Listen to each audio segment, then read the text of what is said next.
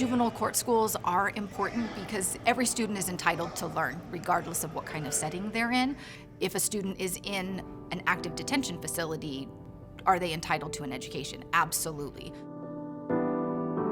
I was a former juvenile court school teacher when I first started with RCOE, and I think that's probably where a lot of my passion comes from, is really wanting to make a difference to a student population that needs the highest level of support that we possibly can give.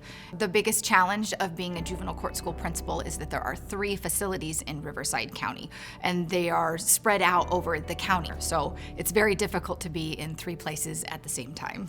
She has now just blossomed into this person who advocates for students, advocates for staff, just truly represents RCOE completely. So what makes Jeanette a great principal is that she leads with heart. She is a great example of what it takes to build a strong community and the importance of that. It really requires a tight partnership with Riverside County Probation. I like to joke and say that it's their world, we just work in it. So we try really hard to keep open lines of communication. We have quarterly meetings. You have a population of anywhere from 13 to 18 students that don't want to be in the classroom.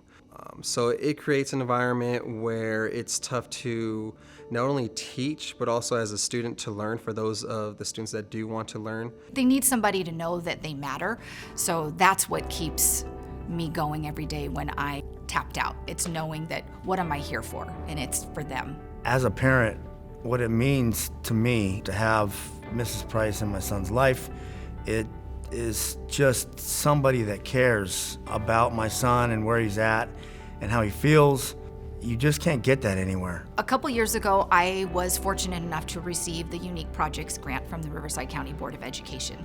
And my grant was to purchase backpacks with school supplies for our court school students.